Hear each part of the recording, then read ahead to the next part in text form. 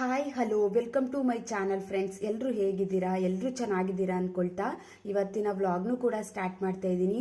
ಇವತ್ತಿನ ವಿಡಿಯೋದಲ್ಲಿ take A 15 days challenge improve personal growth. ನಮ್ಮ ಪರ್ಸ್ನಲ್ ಲೈಫ್ನ ನಾವು ಯಾವ ರೀತಿ ಇಂಪ್ರೂವ್ ಮಾಡ್ಕೊಳ್ಳೋದು, ಒಂದು ಬೆಸ್ಟಾಗಿ ಲೈಫ್ನ ಲೀಡ್ ಮಾಡೋದಕ್ಕೆ ಪರ್ಸ್ನಲ್ ಲೈಫ್ ಅನ್ನೋದು ತುಂಬ ಇಂಪಾರ್ಟೆಂಟ್ ಆಗುತ್ತೆ ಅಲ್ವಾ. ಒಂದು ಚಾಲೆಂಜ್ ಅಂತ ಅಕ್ಸೆಪ್ಟ್ ಮಾಡಿಕೊಂಡು ಅದನ್ನು ನಾವು ಲೀಡ್ ಮಾಡ್ತಾ ಹೋದಾಗ, ಅದನ್ನು ಅಳವಡಿಸ್ಕೊಳ್ತಾ ಹೋದಾಗ ಹೆಲ್ಪ್ ಅಂತೂ ತುಂಬಾ ಆಗುತ್ತೆ. ನಾವು ಇವಾಗ ಚಾಲೆಂಜ್ನ ಅಕ್ಸೆಪ್ಟ್ ಮಾಡಿದ್ದೀವಿ ಅಂತ ಅಂದರೆ ಮನೇಲಿ ಯಾರಿಗಾದ್ರೂ ಗೊತ್ತಾಗಿರುತ್ತೆ ಅಲ್ವಾ. ಯಾರಿಗಾದ್ರೂ ಗೊತ್ತಾಗಿದೆ ಅಂದಾಗ ತುಂಬಾ ಒಳ್ಳೆಯದು. ಯಾಕಂತಂದರೆ ನಾವು ಅದನ್ನು ಬ್ರೇಕ್ ಮಾಡೋದಕ್ಕಾಗೋದಿಲ್ಲ, ಪದೇ ಪದೇ ನೆನಪಿಸ್ತಾನೆ ಇರ್ತಾರೆ. ಒಂದು ರೀತಿ ಬೆಸ್ಟ್ ಅಂತಲೇ ಹೇಳ್ಬೋದು. ನಾವು ಯಾವಾಗ ಒಂದು ಚಾಲೆಂಜ್ ಅಂತ ಅಕ್ಸೆಪ್ಟ್ ಮಾಡಿಕೊಂಡು ಅದನ್ನು ಫಾಲೋ ಮಾಡ್ಕೋತಾ ಹೋಗ್ತೀವಿ, ಅದನ್ನು ಯಾವಾಗಲೂ ಕೂಡ ಅರ್ಧಕ್ಕೆ ಸ್ಟಾಪ್ ಮಾಡೋದಿಲ್ಲ. ಅದನ್ನು ಎಷ್ಟೇ ಕಷ್ಟ ಆದರೂ ಕೂಡ ಒಂದು ಒಳ್ಳೆ ರೀತಿಲಿ ಬದಲಾಯಿಸ್ಕೊಳ್ಳೋದಕ್ಕಂತೂ ಹೆಲ್ಪ್ ಅಂತೂ ಮಾಡ್ಕೋತೀವಿ. ನಮ್ಮಲ್ಲೇ ಒಂದು ರೀತಿಯ ಸ್ಟ್ರಾಂಗ್ ಮೈಂಡ್ ಸೆಟ್ ಅನ್ನೋದು ಬೆಳೀತಾ ಹೋಗುತ್ತೆ. ನಾವು ಯಾವಾಗ ಒಂದು ಚಾಲೆಂಜ್ನ ತಗೋತೀವಿ ತುಂಬಾ ಒಂದು ಹೆಲ್ಪ್ ಆಗಲಿಕ್ಕೂ ಕೂಡ ಕಾರಣ ಆಗುತ್ತೆ. ಫಸ್ಟು ಪಾಯಿಂಟ್ ಏನು ಅಂತ ಅಂದರೆ, ನಮ್ಮ ಪರ್ಸ್ನಲ್ ಲೈಫ್ನ ನಾವು ಇಂಪ್ರೂವ್ ಮಾಡ್ಕೋಬೇಕು ಅಂತ ಅಂದರೆ first point love your self. ನಮ್ಮನ್ನು ನಾವು ಇಷ್ಟಪಡೋದನ್ನ ಕಲ್ತ್ಕೋಬೇಕು. ಆವಾಗಲೇ ನಮ್ಮ ಪರ್ಸ್ನಲ್ ಲೈಫ್ ಅನ್ನೋದನ್ನ ಚೆನ್ನಾಗಿ ನಾವು ನಿಭಾಯಿಸ್ತಾ ಹೋಗ್ತೀವಿ.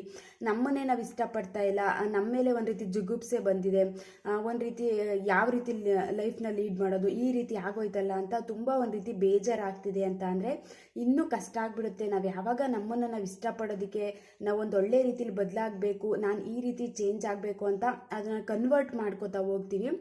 ಒಂದು ರೀತಿ ಬೆಸ್ಟ್ ಅಂತಲೇ ಹೇಳ್ಬೋದು. First point love your self. ನಮ್ಮನ್ನು ನಾವು ಇಷ್ಟಪಡೋದನ್ನು ಕಲ್ತ್ಕೋಬೇಕು. ಆವಾಗ ಏನೇ ಕಷ್ಟ ಬಂದರೂ ಕೂಡ ತುಂಬ ಚೆನ್ನಾಗಿ ಅದನ್ನು ನಾವು ನಿಭಾಯಿಸ್ಕೋತೀವಿ, ಅದನ್ನು ನಾವು ಸಾಲ್ವ್ ಮಾಡ್ಕೋತೀವಿ. ಬಟ್ ನಮ್ಮ ಮೇಲೆ ಒಂದು ರೀತಿ ಇಷ್ಟ ಇಲ್ಲ, ಈಗಾಗೋಯ್ತಲ್ಲ ಲೈಫು, ನನ್ನ ಲೈಫೇ ಈಗಾಗ್ತಿದೆ ಅಂತ ತುಂಬ ಬೇಜಾರು ಮಾಡ್ಕೊಂಡಾಗ ತುಂಬ ಕಷ್ಟ ಅನಿಸ್ಬಿಡುತ್ತೆ. ಇದು ಫಸ್ಟು ಪಾಯಿಂಟು.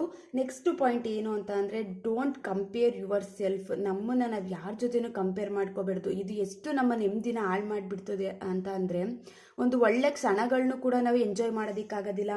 ತುಂಬ ಒಂದು ಕಂಪೇರ್ ಮಾಡ್ಕೊಂಡು ಈ ರೀತಿ ಆಗೋಯ್ತಲ್ಲ, ತುಂಬ ಬೇರೆಯವ್ರು ಚೆನ್ನಾಗಿದ್ದಾರೆ, ನನಗೆ ಮಾತ್ರ ಕಷ್ಟ ಆಗ್ತಿದೆ ಅಂತ ಒಂದು ರೀತಿ ನಮ್ಮಲ್ಲೇ ನಮಗೆ ಬೇಜಾರಾಗುವಂಥದ್ದಾಗಿರ್ಬೋದು. ಲೈಫ್ನ ಲೀಡ್ ಮಾಡೋದು ಕಷ್ಟ ಆಗಿಬಿಡುತ್ತೆ. ಅವ್ರ ರೀತಿಲಿ ಅವರು ಬದುಕ್ತಿದ್ದಾರೆ ಅಂದಾಗ ನಮ್ಗೆ ಏನಿದೆ, ನಮ್ಮ ಲೈಫ್ ಸ್ಟೈಲ್ ಅನ್ನೋದು ಏನಿದೆ ಅದರಲ್ಲಿ ನಾವು ಬದುಕ್ತಾ ಹೋಗಬೇಕು. ಕಂಪೇರ್ ಮಾಡ್ಕೊಂಡು ಒಂದು ಮನೇಲಿ ಒಂದು ಅಂಡರ್ಸ್ಟ್ಯಾಂಡಿಂಗ್ ಅನ್ನೋದು ಕಮ್ಮಿ ಆಗಿಬಿಡುತ್ತೆ. ನನಗೆ ತುಂಬ ತೊಂದರೆ ಆಗ್ತಿದೆ ಅನ್ನೋ ರೀತಿ ಗಿಲ್ಟ್ ಫೀಲ್ ಎಲ್ಲ ಕಾಡಲಿಕ್ಕೆ ಸ್ಟಾರ್ಟ್ ಆಗುತ್ತೆ. ಬೇರೆಯವ್ರು ನೋಡಿ ಕಲಿಯೋದು ತುಂಬ ಇದೆ, ಬಟ್ ಬೇರೆಯವ್ರಿಗೆ ಕಂಪ್ಯಾರಿಸನ್ ಮಾಡಿಕೊಂಡು ಬದಲಾವಣೆ ಮಾಡ್ಕೋತೀನಿ ಅಂದರೆ ಕಷ್ಟ ಆಗಿಬಿಡುತ್ತೆ. ನಾವು ಅದನ್ನು ಫಸ್ಟು ಬದಲಾಯಿಸ್ಕೊಂಡು ಅದನ್ನು ಬ್ರೇಕ್ ಮಾಡಬೇಕು. ಯಾವುದೇ ರೀತಿ ಕಂಪ್ಯಾರಿಸನ್ ಮಾಡ್ಕೊಳ್ಳೋದಕ್ಕೆ ಹೋಗಬಾರ್ದು. ಒಂದು ಒಳ್ಳೆ ರೀತಿಲಿ ಬದಲಾವಣೆ ಮಾಡ್ಕೋಬೇಕು ಅಂತಂದರೆ ಕಂಪೇರ್ ಮಾಡ್ಕೊಳ್ಳೋದನ್ನು ಕೂಡ ಸ್ವಲ್ಪ ಕಮ್ಮಿ ಮಾಡ್ಕೋಬೇಕು.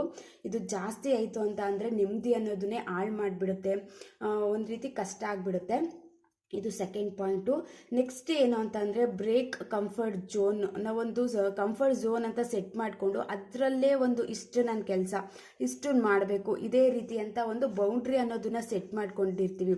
ಇದನ್ನು ಬಿಟ್ಟು ನಾವು ಯಾವಾಗ ಒಂದು ಬೌಂಡ್ರಿನ ಬ್ರೇಕ್ ಮಾಡಿಕೊಂಡು ಒಂದೊಳ್ಳೆ ರೀತಿಲಿ ಕೆಲಸ ಅನ್ನೋದನ್ನ ಸ್ಟಾರ್ಟ್ ಮಾಡ್ಕೋತೀವಿ, ಒಂದೊಳ್ಳೆ ರೀತಿಲಿ ಲೈಫ್ ಸ್ಟೈಲ್ನ ಲೀಡ್ ಮಾಡೋದಕ್ಕೆ ಟ್ರೈ ಮಾಡ್ತೀವಿ, ತುಂಬಾ ಹೆಲ್ಪ್ ಆಗುತ್ತೆ. ನಾವು ಇಷ್ಟರಲ್ಲೇ ಇದ್ಕೊಂಡು ಒಂದು ಹೌಸ್ ವೈಫ್ ಆಗಿ ಮನೇಲಿದ್ದೀವಿ ಅಂದರೆ ನಂದು ಅಡುಗೆ ಮಾಡು, ಮನೆಯವ್ರು ನೋಡ್ಕೊ, ಮನೆ ಕೆಲಸ ಮಾಡು, ಇಷ್ಟರಲ್ಲೇ ನಾವು ಸ್ಟಿಕನ್ ಆಗಿಬಿಟ್ರೆ ನಮ್ಮ ಪರ್ಸ್ನಲ್ ಲೈಫ್ನ ಲೀಡ್ ಮಾಡೋದು ಕಷ್ಟ ಆಗಿಬಿಡುತ್ತೆ. ನಮ್ಮದೇ ಒಂದಿಷ್ಟು ಹಾಬೀಸ್ ಅಂತ ಮಾಡಿಕೊಂಡು ಅದನ್ನು ನಾವು ಕೆಲಸ ಮಾಡಲಿಕ್ಕೆ ಸ್ಟಾರ್ಟ್ ಮಾಡ್ಕೊಳ್ಳುವಂಥದ್ದಾಗಿರ್ಬೋದು. ಇದೆಲ್ಲ ನಮ್ಮನ್ನು ನಾವು ಚೇಂಜ್ ಮಾಡ್ಕೊಳ್ಳೋದಕ್ಕೆ ತುಂಬಾ ಹೆಲ್ಪ್ ಮಾಡುತ್ತೆ. ನಾವು ಯಾವಾಗ ಇಷ್ಟಕ್ಕೆ ಸ್ಟಿಕನ್ ಆಗಿಬಿಟ್ಟು ಅಷ್ಟಕ್ಕೆ ಮಾತ್ರ ನಮ್ಮನ್ನು ನಾವು ಅಡ್ಜಸ್ಟ್ ಮಾಡ್ಕೊಬಿಟ್ಟಿರ್ತೀವಿ, ಬೇರೆ ಕಡೆ ಹೋದಾಗ ಅದೊಂಥರ ಹಿಂಸೆ ಅನಿಸ್ಬಿಡುತ್ತೆ. ಇವಾಗ ಒಳಗೆ ಇದ್ದು ಅಭ್ಯಾಸ ಆಗಿಬಿಟ್ಟು ಎಲ್ಲಾದರೂ ಹೊರಗಡೆ ಹೋದಾಗ ಜನಗಳ ಜೊತೆ ಮಾತಾಡಬೇಕು ಅಂತ ಅಂದಾಗ ಒಂದು ರೀತಿ ನಮಗೂ ಕೂಡ ಕಂಫರ್ಟ್ ಫೀಲ್ ಕೊಡೋದಿಲ್ಲ. ತುಂಬ ಕಷ್ಟ ಆಗ್ತಿದೆ ನನಗೆ, ಎಷ್ಟು ಬೇಗ ಮನೆಗೆ ಹೋಗ್ಬಿಡ್ಲಿ ನಾನು ಅನ್ನೋ ರೀತಿ ಫೀಲ್ ಬರಲಿಕ್ಕೆಲ್ಲ ಸ್ಟಾರ್ಟ್ ಆಗುತ್ತೆ.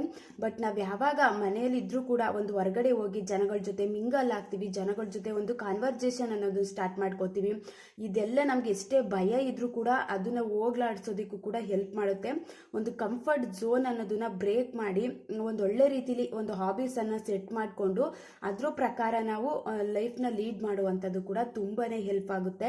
ಅಷ್ಟಕ್ಕೆ ಸ್ಟಿಕನ್ ಆಗಿಬಿಟ್ರೆ ಬೇರೆ ಪ್ರಪಂಚನೇ ಇಲ್ವೇನೋ, ನಮ್ದು ಇಷ್ಟೇ ಲೈಫು ಅನ್ನೋ ರೀತಿ ಅಷ್ಟಕ್ಕೆ ಮಾತ್ರ ಸ್ಮಾಲ್ ಆಗಿ ಒಂದು ನಾವು ಗೋಲ್ನ ಸೆಟ್ ಮಾಡ್ಕೋತೀವಿ.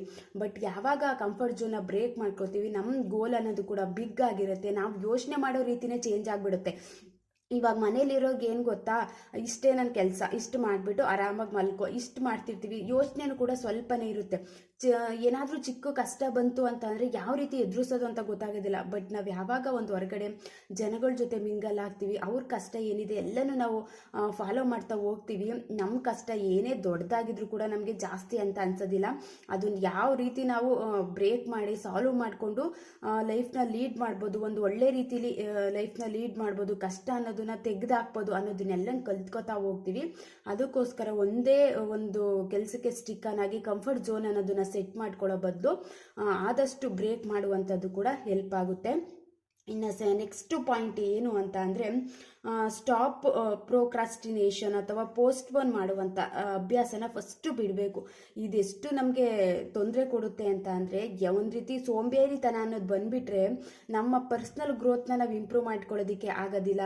ತುಂಬ ಕಷ್ಟ ಆಗುತ್ತೆ, ಯಾವುದೇ ಕೆಲಸ ಮಾಡೋದಕ್ಕೂ ಆಗೋದಿಲ್ಲ. ಆಮೇಲಿಂದ ಮಾಡೋಣ ಅಂತ ಅದನ್ನೆಲ್ಲನೇ ಪೋಸ್ಟ್ಪೋನ್ ಮಾಡ್ತಾ ಮಾಡ್ತಾ ಯಾವುದನ್ನು ಕೂಡ ಕಂಪ್ಲೀಟ್ ಮಾಡೋದಿಲ್ಲ. ಆವಾಗಲೇ ಒಂದು ಲೇಜಿನೆಸ್ ಅನ್ನೋದು ಜಾಸ್ತಿ ಆಯಿತು ಅಂತ ಅಂದರೆ ಒಂದು ರೀತಿ ಕಷ್ಟ ಅಂತ ಅನಿಸ್ಬಿಡುತ್ತೆ. ಒಂದು ಒಳ್ಳೆ ರೀತಿಯ ಬದಲಾವಣೆ ಅಂತೂ ಆಗೋದಕ್ಕೆ ಚಾನ್ಸೇ ಇಲ್ಲ. ನಾವು ಯಾವುದೇ ರೀತಿ ಪ್ರೋಕ್ರಾಸ್ಟಿನೇಷನ್ ಮಾಡ್ಕೊಳ್ದೇ ಅವಾಗಿನ ಕೆಲಸ ಏನಿದೆ ಅದೆಲ್ಲ ಮುಗಿಸ್ಕೊಂಡು ಕ್ಲಿಯರ್ ಮಾಡ್ಕೋತಾ ಬರಬೇಕು. ಇವತ್ತಿನ ದಿನಚರಿ ಏನಿದೆ, ಇವತ್ತು ನನ್ನ ಕೆಲಸ ಏನಿದೆ ಅದನ್ನು ಕ್ಲಿಯರ್ ಮಾಡ್ಕೊಳ್ಳೋಣ. ನೆಕ್ಸ್ಟು ನಂದು ಹೊಸ ದಿನ ಸ್ಟಾರ್ಟ್ ಮಾಡಿಕೊಂಡು ಅವತ್ತೇನಿದೆ ಅದನ್ನು ಕ್ಲಿಯರ್ ಮಾಡ್ಕೊಳ್ಳೋಣ. ಬಟ್ ಇವತ್ತೊಂದೆಲ್ಲ ನಾಳೆ ಉಳಿಸ್ಕೊಂಡು, ನಾಳೆದೆಲ್ಲ ನಾಡಿದ್ದು ಉಳಿಸ್ಕೊಂಡು ಎಲ್ಲನೂ ನಾವು ಬ್ಯಾಲೆನ್ಸ್ ಉಳಿಸ್ಕೋತಾ ಬಂದುಬಿಟ್ರೆ ಒಂದೇ ದಿನ ಎಲ್ಲನೂ ಫಾಲೋ ಮಾಡ್ಕೋಬೇಕು ಅಂತ ಅಂದರೆ ಕಷ್ಟ ಅಂತೂ ಆಗೇ ಆಗುತ್ತೆ. ನಮ್ಮ ಪರ್ಸ್ನಲ್ ಗ್ರೋತ್ ಅನ್ನೋದನ್ನ ನಾವು ಇಂಪ್ರೂವ್ ಮಾಡ್ಕೊಳ್ಳೋದಕ್ಕೆ ಸಾಧ್ಯನೇ ಆಗೋದಿಲ್ಲ. ಫಸ್ಟು ಪೋಸ್ಟ್ಪೋನ್ ಮಾಡುವಂಥ ಕೆಟ್ಟ ಅಭ್ಯಾಸನ ಬ್ರೇಕ್ ಮಾಡಿ ನೋಡಿ, ತುಂಬಾ ಹೆಲ್ಪ್ ಅಂತೂ ಆಗೇ ಆಗುತ್ತೆ. ನೆಕ್ಸ್ಟ್ ಪಾಯಿಂಟ್ ಏನು ಅಂತ ಅಂದರೆ, ಚೇಂಜ್ ಯುವರ್ ಸೋಷಿಯಲ್ ಸರ್ಕಲ್ ಅಂತ ಅಂದರೆ, ಇವಾಗ ನಾವು ಬದಲಾಗಬೇಕು ಅಂತ ಅಂದರೆ ಒಂದು ಒಳ್ಳೆ ರೀತಿಯ ಫ್ರೆಂಡ್ಶಿಪ್ ಆಗಿರ್ಬೋದು, ಒಂದು ಒಳ್ಳೆ ರೀತಿಯ ನಮ್ಮ ಸರ್ಕಲ್ ಆಗಿರ್ಬೋದು, ಫ್ರೆಂಡ್ಸ್ ಸರ್ಕಲ್ ಆಗಿರ್ಬೋದು, ಇದೆಲ್ಲ ತುಂಬಾ ಹೆಲ್ಪ್ ಆಗುತ್ತೆ ಅಲ್ವಾ. ನಾವು ಎಷ್ಟೇ ಬದಲಾಗಬೇಕು ಅಂತ ಅಂದ್ಕೊಂಡಿರ್ತೀವಿ, ಬಟ್ ನಮ್ಮ ಒಂದು ಫ್ರೆಂಡ್ಶಿಪ್ ಅಂತ ಒಂದು ಸರ್ಕಲ್ ಇರುತ್ತಲ್ಲ, ಅದು ಬದಲಾಗೋದಕ್ಕೆ ಬಿಡೋದಿಲ್ಲ. ಒಂದು ಬ್ಯಾಡ್ ಹ್ಯಾಬಿಟ್ನ ಯಾರೋ ಮಾಡ್ತಿದ್ದಾರೆ ಅಂತ ಅಂದ್ಬಿಟ್ಟು ಎಷ್ಟೇ ಕಂಟ್ರೋಲ್ ಮಾಡಿದ್ರೂ ಕೂಡ ಅವರು ನೋಡಿ ಪುನಃ ಸ್ಟಾರ್ಟ್ ಮಾಡ್ಕೊಳ್ಳುವಂಥದ್ದಾಗಿರ್ಬೋದು. ಬದಲಾಗಬೇಕು ಅಂತ ಅನ್ಕೋತಿರ್ತೀವಿ, ಬಟ್ ಯಾರಾದರೂ ನಮ್ಮ ಫ್ರೆಂಡ್ ಸರ್ಕಲಲ್ಲಿ ಒಂದು ಬ್ಯಾಡ್ ಹ್ಯಾಬಿಟ್ನ ಸ್ಟಾರ್ಟ್ ಮಾಡ್ತಿದ್ದಾರೆ ಅಂತ ಅಂದರೆ ಅದನ್ನೇ ನೋಡಿ ಕಲಿಯುವಂಥದ್ದಾಗಿರ್ಬೋದು. ಮನುಷ್ಯರು ಏನು ಅಂತ ಅಂದರೆ ಒಬ್ಬರು ನೋಡಿ ಕಲಿಯೋದು ತುಂಬ ಜಾಸ್ತಿ. ಯಾರಾದರೂ ಏನಾದರೂ ಮಾಡ್ತಿದ್ದಾರೆ ಅಂದರೆ ನಾನು ಟ್ರೈ ಮಾಡೋಣ, ಅದು ಒಟ್ಟು ಒಳ್ಳೇದೋ ಕೆಟ್ಟದ್ದೋ ಗೊತ್ತಿಲ್ಲ, ಬಟ್ ಆ ಕೆಲಸನ ಮಾಡೋಣ ಅನ್ನೋ ರೀತಿ ಯೋಚನೆ ಅಂತೂ ಮಾಡೇ ಮಾಡ್ತೀವಿ. ನೋಡಿ ಕಲಿಯುವಂಥದ್ದು ಜಾಸ್ತಿ ಆಗಿರೋದ್ರಿಂದ ನಮ್ಮ ಒಂದು ಫ್ರೆಂಡ್ ಸರ್ಕಲ್, ಒಂದು ಸೋಷಿಯಲ್ ಸರ್ಕಲ್ ಅನ್ನೋದನ್ನ ಒಂದು ಸ್ವಲ್ಪ ಚೇಂಜ್ ಮಾಡ್ಕೊಂಡು ಒಂದು ಒಳ್ಳೆ ರೀತಿಯ ಫ್ರೆಂಡ್ ಇದ್ದಾರೆ ಅಂತ ಅಂದರೆ ನಾವು ಕೂಡ ಒಳ್ಳೆ ರೀತಿಯಲ್ಲೇ ಬದಲಾಗ್ತೀವಿ.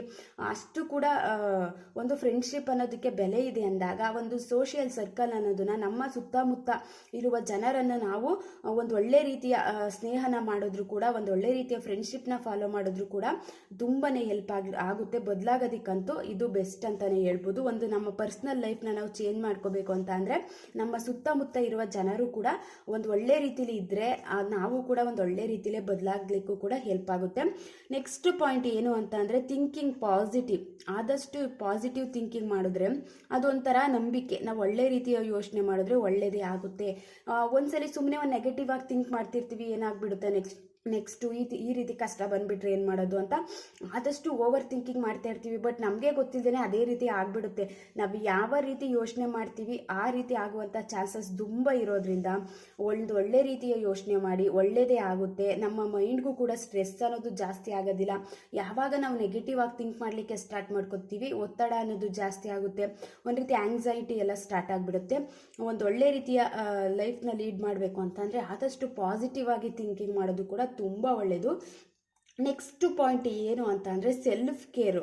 ಇದಂತೂ ತುಂಬ ಇಂಪಾರ್ಟೆಂಟ್ ಅಲ್ವಾ. ನಾವು ಯಾವಾಗ ನಮ್ಮನ್ನು ನಾವು ಇಷ್ಟಪಟ್ಟು ಒಂದು ಒಳ್ಳೆ ರೀತಿಯ ಸೆಲ್ಫ್ ಕೇರ್ನ ಸ್ಟಾರ್ಟ್ ಮಾಡ್ಕೋತೀವಿ, ಒಂದು ನೀಟಾಗಿರುವಂಥದ್ದು ಕೂಡ ಒಂದು ಕಾನ್ಫಿಡೆಂಟ್ ಲೆವೆಲ್ನ ಜಾಸ್ತಿ ಮಾಡುತ್ತಂತೆ.